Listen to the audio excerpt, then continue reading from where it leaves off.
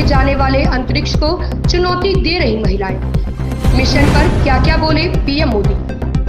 नमस्कार, आप देख रहे हैं एशियन न्यूज नेटवर्क। मैं हूं आपके साथ पलक शर्मा। आइए नजर डालते हैं खबर की ओर।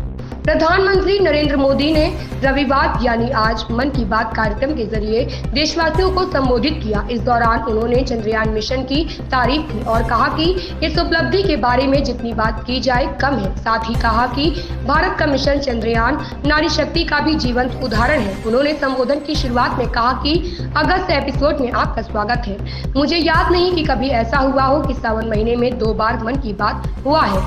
सावन यानी महाशिव का महीना। उन्होंने आगे चंद्रयान 3 मिशन पर बात की। कहा कि चंद्रयान को चंद्रमा पर पहुंचे 3 दिन से ज्यादा का समय हो गया है।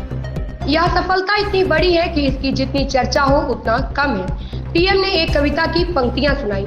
उन्होंने कहा कि आसमान में सिर उठाकर घने बादलों को चीरकर रोशनी का संकल्प लेकर अभी तो सूरज उगा है। उन्होंने कहा कि 23 अगस्त को भारत के चंद्रयान ने यह साबित कर दिया कि संकल्प के सूरज चांद पर भी उगते हैं।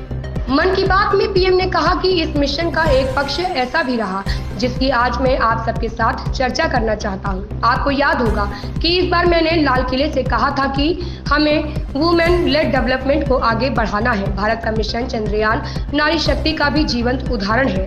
उन्होंने कहा कि इस पूरे मिशन में अनेकों महिलाएं वैज्ञानिक तौर पर सीधे जुड़ी रही।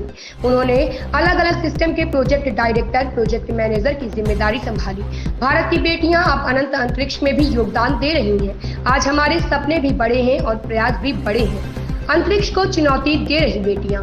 उन्होंने कहा कि भारत की बेटियां अब अनंत समझे जाने वाले अंतरिक्ष को चुनौती दे रही हैं। किसी देश की बेटियां जब इतनी आकांक्षी हो जाएं, तो उस देश को विकसित होने से भला कौन रोक सकता है।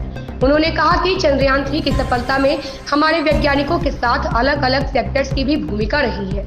जब सबका प्रयास रहा तब सफलता भी मिली। यही चंद्रयान की सबसे बड़ी सफलता रही। मैं आशा करता हूं कि हमारा स्पेस सेक्टर इसी तरह आगे भी सबके प्रयास से सफलता हासिल करेगा।